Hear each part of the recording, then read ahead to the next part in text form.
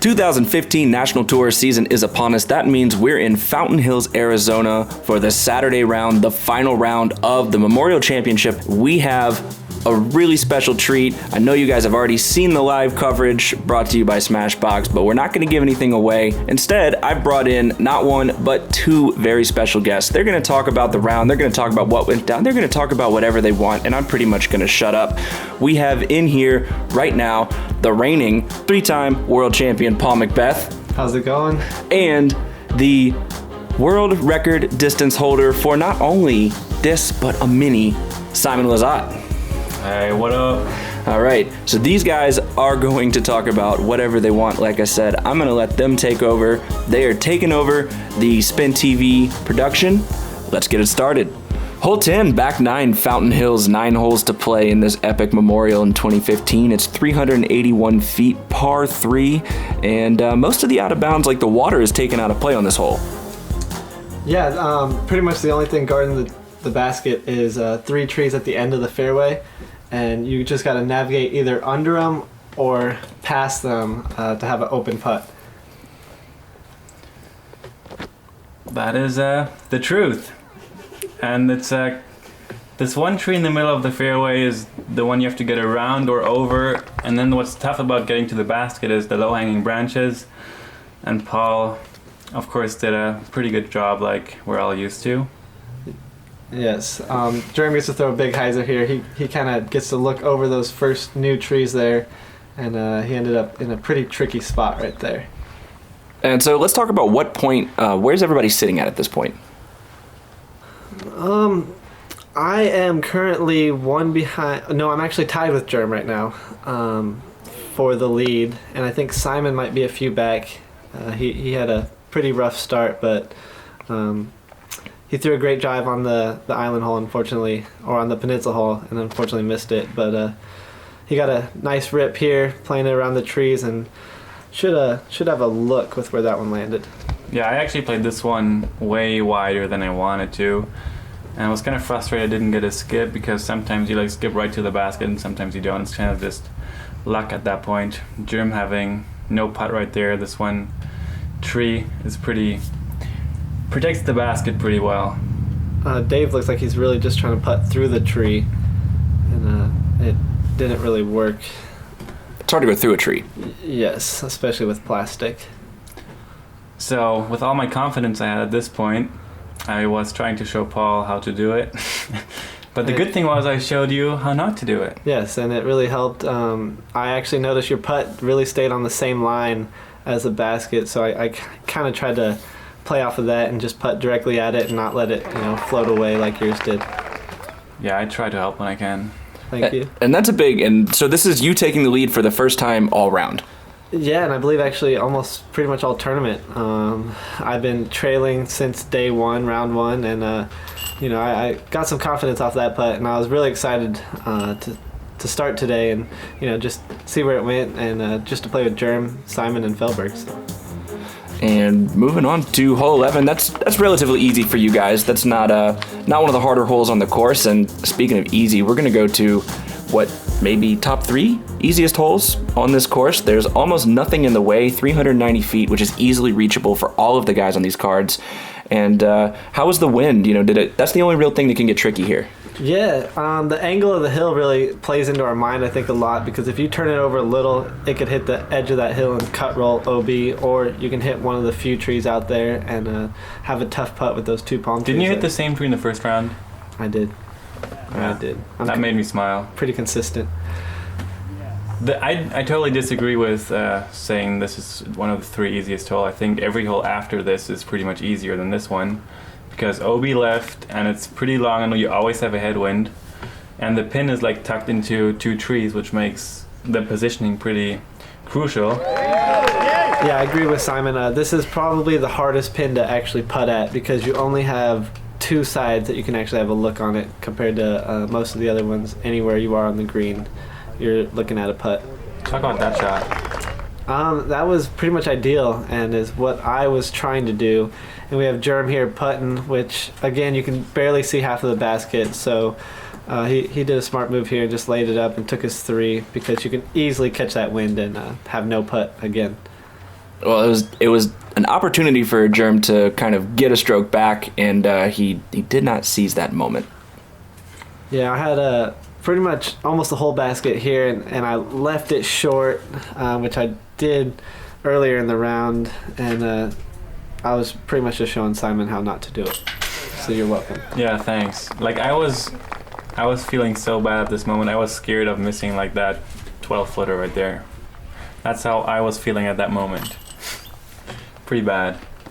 And that's not usual. Simon, you're usually a very confident player. I know, and like the day before when I shot one of the best rounds of my life, putting was so easy, and it's so crazy how overnight you can like unlearn whatever you've been doing. Yeah, and Simon, Dave had a great drive right there. Easy two. And I just had to tap out for a 3. And all due respect to Dave Feldberg, who's a great player, but he's strokes back at this point. Have you written him off? Are you thinking about him still? No, honestly. I didn't see Dave in there or anyone on the second card because they were pretty much 4 strokes back, and on that back 9 to make up 4 strokes is pretty tough to do. Yeah, you have a lot of very reachable holes like this hole 12, which is only 290 feet and it's downhill. And you're going to have Dave with the birdie taking the box. This is probably the easiest hole on the course. Yeah, this is a must get. There's really only 2 routes if you're right-handed. You either go around that one palm tree or in front of it. And Simon, Dave, and Germ, I believe, all go around it with a steep hyzer. I like to attack it more straight on and play the little skip at the top of the hill. And I threw it a little bit hard here, but I was still about 25. 25 from the top of the hill and eventually next to the basket. And which disc was that? Which new disc was that? That was a Champion Rock 3, a pretty overstable one, being brand new. And all of these discs were new, so I kind of counted on them going left, and it kind of worked out in the wind. So did you feel more like Simon? Because Simon throws the most stupid overstable plastic in the world, now that you're throwing a bag full of stuff that'll fade. Oh, that was an unfortunate miss right there. He kind of hit a little left side. But about Simon, I mean, mine weren't going as far as his. I don't know why. I was trying to figure it out, but being that overstable, it should fly it pretty far, I think. Right, Simon? Correct. And we just saw a little Germ typical drama there. He likes to put on a show for the gallery, and we had a really nice gallery. It was really fun to play for all these people, and we got a good claps, and it was probably one of the best galleries I've ever played in front of. Obviously, Paul, you've had some bigger ones. Yeah, a few here and there, but I think whole world. Yeah, I think you might have sparked him up with your interview the other night. Yeah, you called them out. You called out the gallery in Arizona last night on the Smashbox podcast and told them what? Basically to stop being so quiet. Right, I told them just to get excited and clap for us because it makes everything look better and sound better. So, why not? Did you notice a difference? Do you think it worked? I think it worked, and I think everybody appreciated it. He definitely lit my fire, and I was a little bit more excited to play and show some excitement. Well, it's hard not to be excited when it's coming down the stretch like it is. And at this point, you guys are... McBeth, you were 2 up at this point, no? 1 up. 1 up still, okay. Actually, I don't know. Because Germ just missed that. You hit on 10, and you both didn't get 11, and then you got 12. Either way, we're doing this live, so this is essentially a live recording of watching this round. This is probably exactly how I felt during the round, not really knowing, but either up 1 or up 2. But this hole right here is just a skip shot, put under the basket, and make your putt, because it is on that elevated. I'm pretty sure you're 1 up at this point. Yeah, I think that other putt was to tie, and that last one was to go 1 up. Yeah. And this was to stay ahead right here. Simon's got it. Here we obviously see that you put your disc where mine already was. Why do you do that? I do what Simon says. Oh, I like it. Simon says. That's a good game. And then everybody's going to have a putt on this hole. Without the elevated basket, this hole wouldn't even be a challenge, right? Probably. I don't even remember playing it when it's not elevated. And Dave had a tailwind there, kind of got pushed down right right there. And mine is a slight headwind here. I wish they had flags to actually show, but you can see my shirt blowing, and I was pretty nervous on this one. Did you make that? Barely. Nice. I mean, I wouldn't count that as a make. It stayed in. Snuck it in the far strong side, and Simon's lining up about the same distance here. Yeah, I'm thinking, oh my God, Paul made it. I have to make it. Yeah. And mine was actually a make. Do you think that a lot? Yeah, I do. Every day. Well, he practices a lot, and he posts a lot of videos online of him practicing, so he gives you something to aim for. Yeah, I try to keep others motivated. And Jerem had a nice putt there, to stay within one. And Dave with a little tap in. He didn't seem too confident in his putts today. He freaks himself out by, like, before every windy putt he says, oh, when it gets windy, I get scared. And just by saying that, I think he's getting, like, double scared. So what goes on in your head when you step up to a windy putt? What are you telling yourself? Today was different than usual. Usually I really like putting in the wind, just like, especially headwinds, just letting my putter float into the basket. But today I was, for some reason, just not there. But I got the box. He did get the box, and he almost hit the box next to the basket. That's a good drive. That's right where you want to place it. I was trying to follow Simon. I think it was the exact same disc, a C-line PD. I just put mine on a lower line and got a pretty big skip out of it. But I was still on the good side of the basket, have a wide open look at it. And Jerem going with a forehand. I think this was his luckiest shot of the day. Those palm trees usually don't let anything through them. And he put that right inside the circle. Jerem had a couple lucky shots early in the round, like hole 2 where he hit the pin on his upshot. Oh, that's right. That's correct. I think he still would have been in the circle on that one, but that shot right there by Jerem was his luckiest. And Dave nearly aced it right there. And so this is a pretty big putt right here. Jerem's got some pressure on you with his positioning. Yeah, and I thought I read it really well with the wind coming left to right, and I put it up really good height, but at the last second it just tailed out and caught the bottom right side of the cage, and I left the door open for Jerem, and he didn't miss. Yeah, probably one of his better putts that round. Yeah, he's fired up, excited.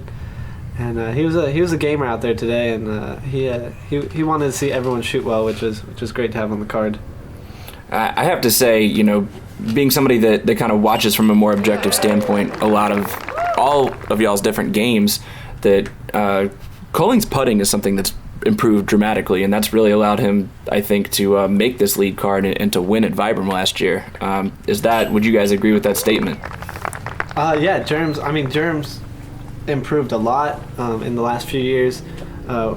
His attitude, his play, his putt, his backhand, all parts of his game have improved over the years, and it's good to see because he's such a large person. He's 6'6". I want to see what his potential is and see where he can go and see how far he can throw. He's a little bigger than Simon over here, but who knows? Yeah, Jerem's sidearm is definitely what gives him the ability to play as good as he is, because, in my opinion, Jerem has the best sidearm in the game, even though Ricky maybe throws a little farther than Jerem does. But just his form and the disc comes out so clean, and his upshots are on point. And this was weak again. I was weak all day. I didn't know why. And what did you throw there, Simon? Was it a PD2. Overstable, beat in? It was one of my most overstable ones. Okay, so I chose the wrong disc.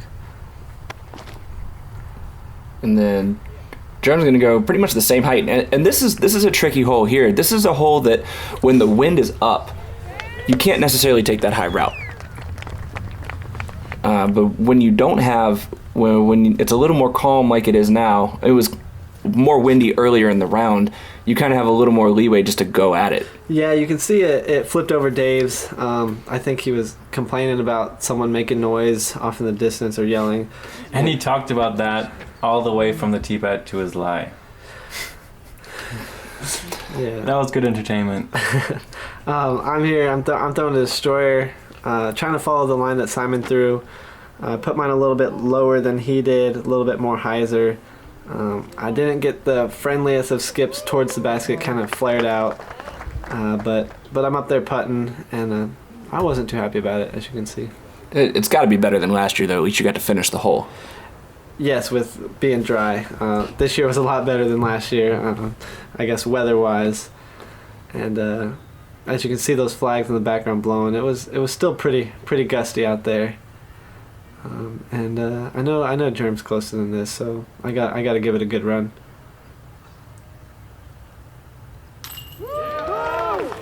That's a pretty good run. I mean, center pole.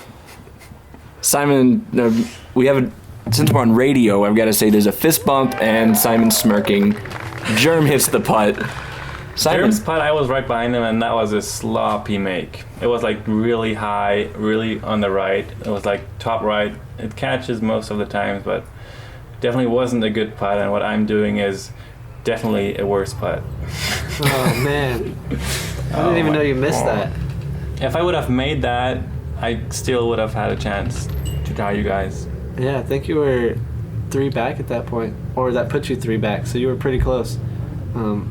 Yeah. I unfortunately didn't watch that. I left. So would that have changed your strategy? Without giving away too many spoilers, we still have a couple holes in the video, but would that change your strategy? I wasn't even thinking about beating those guys anymore.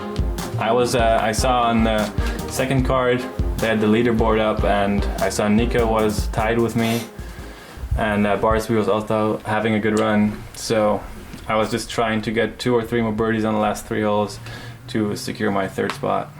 And so at this point, I know you guys are tied. Germ and McBeth here, you guys are tied. And this hole is, for a right-handed, backhanded, this is pretty basic for you guys. Easily within reachable distance. There's nothing in the way on this hole. There's a Mando that doesn't even need to be there. It just prevents lefties from throwing over 15's pad. And this was probably my most overstable destroyer that I have. And I just threw it as hard as I could. And I actually went deep. Did you see off the tee that it was as deep as it was? No, I thought I was parked, and I was as long as you were. I felt the same way. I thought I was right under the basket, and Jerem was about 40 short, so I thought I was going to be picking up a stroke there, which is not the way I should be thinking in a situation like that. And yours looks even closer. Yeah, and it's farther away.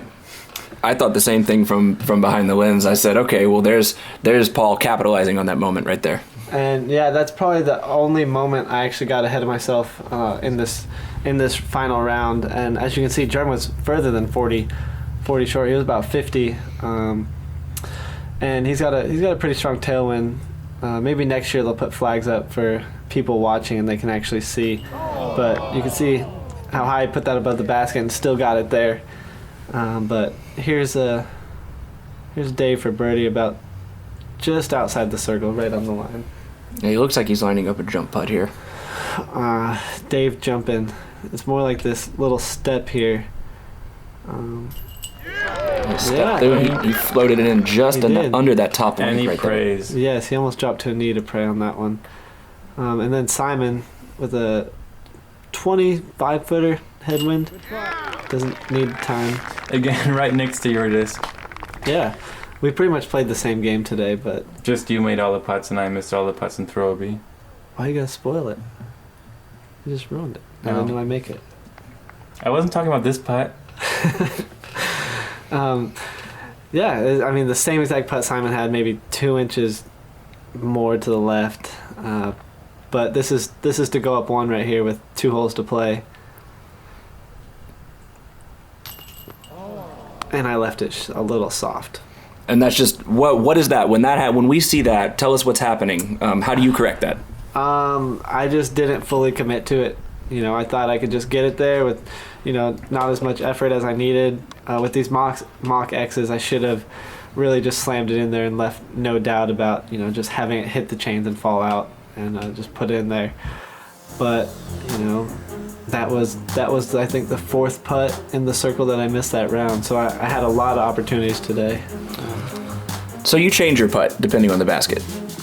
Yes, you need to prevent some spit outs or cut throughs or things like that. You need to have more touch on some baskets, and some, you like the mock X's, you can just put them in as hard as you want. Simon, what about you? Do you change your putt depending on the basket? No. You just throw it at it? Yeah. Good answer. This is a big hyzer. This pin can be tougher to reach depending on the wind. But with a nice skip there. Ooh, that was pretty close. Yeah, off the tee, I thought I was a little long, but it ended up being close enough for me to actually make it. Yeah, this is one of my favorite holes to throw. It's really a touch shot, surprisingly.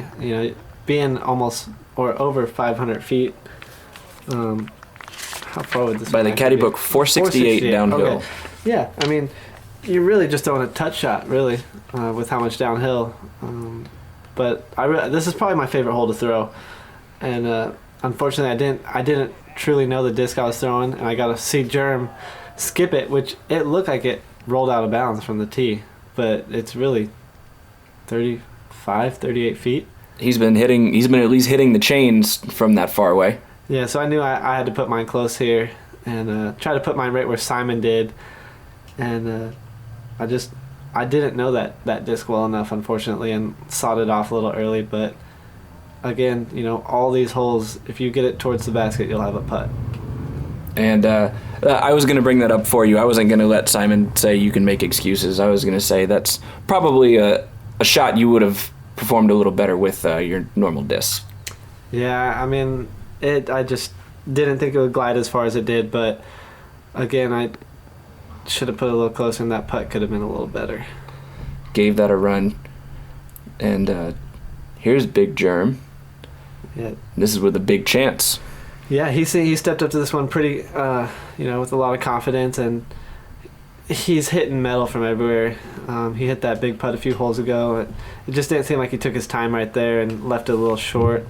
And Simon with this great drive and a good birdie to put himself in good position. At this point, I just knew that I had third place safe, and the other two guys were gonna battle for the win on the last hole. And I was excited to watch what will happen on 18.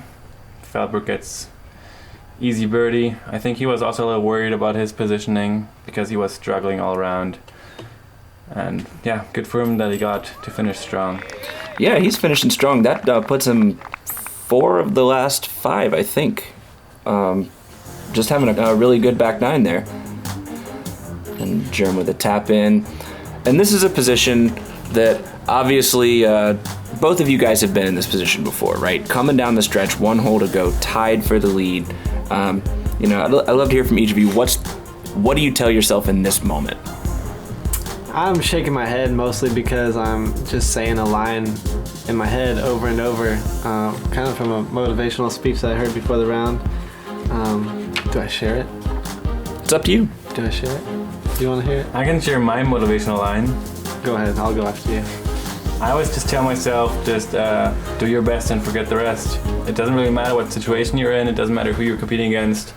As long as you try your best, there's nothing else you can do, and if you do your best, probably no one's going to beat you.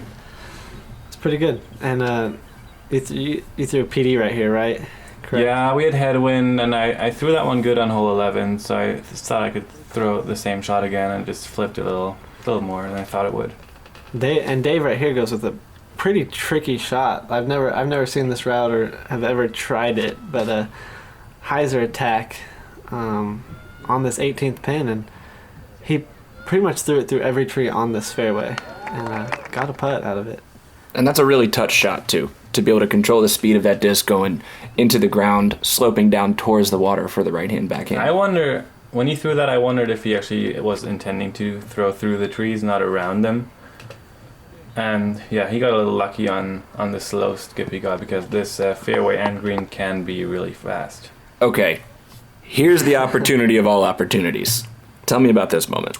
I just saw Germ saw his off a little short, and I knew he was going to be quite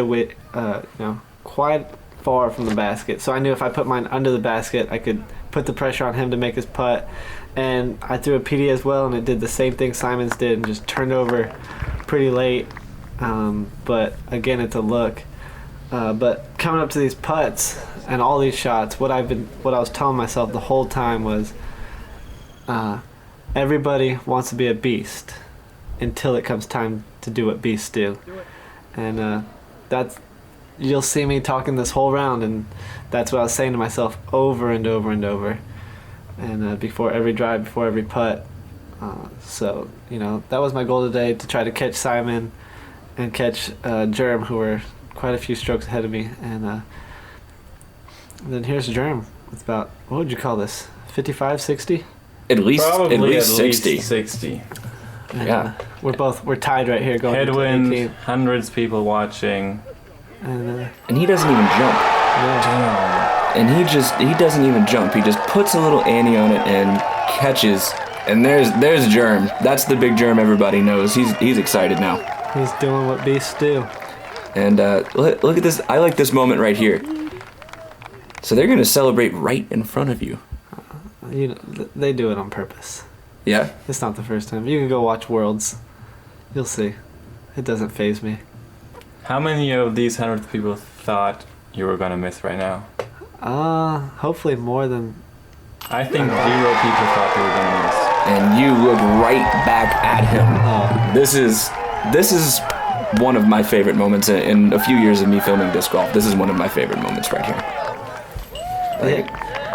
Yeah, I mean, it was exciting. I wanted Jeremy to make his just as much as he wanted me to make mine. Even though we're battling, we want to put on a show and make it exciting, and we were able to do that. I wish it was a different hole than hole 1, because it's just deja vu all over again for me, going into a playoff on hole 1. But it's exciting. Yeah, all you could do after hole 18 there is smile, really. Like, I was smiling for the next 5 minutes, because that was like truly an epic disc golf moment, and we'll remember that for a long time. Yeah, expand on that, Simon, because you're not in it anymore, but Right. you still love to see this. Yeah, it was one of the most amazing things, and it brought me back to Rochester last year, where Dave hit that huge putt on 18 on me, and Jim did that on Paul here to go in the playoff. Just crazy stuff and really entertaining to watch. And if you had your choice, would you have gone second here? Probably, because last time I went first, something really similar happened. I wish I could have read it better and just seen what happened, but this is such a tough hole to go into a playoff or even start a round on. And to it is, you have to throw a great shot or get lucky. And I almost got lucky. Yeah, and caught a little bit of an unlucky. So that was the go for the 2 right there. That was a go for the throat. Yeah, I figured if I went for the ace and missed it, I'd have a putt for 3 and put some pressure on Germ, just knowing that he has to 2-it to win. And it really didn't do that. He put it about 16 feet out, and as soon as he put that there, I knew he was going to win. So I didn't really put much pressure on my putt, knowing that his arms are about 6 feet long, so he had about 6-footer. Yeah, I would say about halfway out from the circle, he can just reach and drop it in. Yeah, so I'm happy for Germ. He's a great player, and I've seen him grow through the years. I watched him play as an amateur, which is crazy to say, but yeah, he's a great person, funny guy, and he's fun to play with, and I'm happy for him. Yeah, for me it's the exact same thing with Germ. I personally like Paul and myself on the top spots, just for me being Discmania and him being Innova, a kind of family. And Germ is just one of the nicest guy. For me, one of my best friends, and he's super fun to hang out with because he has most of the hobbies I have. And just, it's good to see him on top, even though he's a different team, which doesn't really matter because he's a great guy. Yeah, I mean, I would honestly lose this way than get blown out. If Jeremy wins by 6, I'd like it close and make it. I love when it's entertaining. I can go back and watch. People can go back and watch it. They can share it and just show the excitement of the sport, because this is what it's about. You can see Jerm there celebrating. He doesn't know what to do. He's just waiting for people to mob him. And, I like Jerm, so I went right up to him and shook his hand, congratulated him, and that's how it is. And it's a big win. Correct me if I'm wrong, but it's Jeremy Koling's second national tour win. His first one being at the Vibram last year. But you've won almost everything you've played in, except for this year. Does it motivate you to go to the next tournament? Yeah, I mean, anytime I lose, I get motivated and want to play more. I mean, I'm going back to Oklahoma to practice for 2 weeks. This is the last 5 years, I've finished first 3 times and lost in a playoff the other 2. It's a good tournament for me, and it does motivate me to beat people like Jeremy, Simon, and all the rest of the players out there, because it's not fun to lose, but it's fun to have excitement, and that's what I play for. That's why I play. For me, it was one of the best tournaments I've ever played. I played 2 of the best rounds or highest rated rounds I've ever had. Just the experience of going to the final round on the lead card, just being ahead of McBeth and all the other guys is amazing. If you look at the list and your name is on top with all these other amazing players below you, which was just a great experience, and obviously I could learn a lot in the final round. Obviously I still had nerves and still made some wrong decisions in the wrong moments. So yeah, great learning experience for me, and I can't wait to try again. And so, unofficially, the next time that you two are going to be battling it out will be Texas State's. Any predictions? I wouldn't be surprised to see 1-2. 1-2. Colin, are you going to call which way? Call it, Paul. I mean, obviously, me first, Simon second. How much are you going to beat him by? Told you I'd only beat you by 2 here. I was a little off there, so maybe I should. You beat me by 3. Yes, so we'll go 3. 3. You heard it here first. Paul McBeth predicting a 3-stroke victory over Simon Lizotte at Texas State's. We're looking forward to seeing these guys battling out again. We hope that you enjoyed this commentary. Definitely got to thank Paul and Simon, you guys, for being so candid with us and just kind of letting us get inside your minds and seeing how this great battle went down. And we'll see you guys down the road. So for Jamie Thomas, Paul McBeth, Simon Lizotte on SpinTV, stay tuned.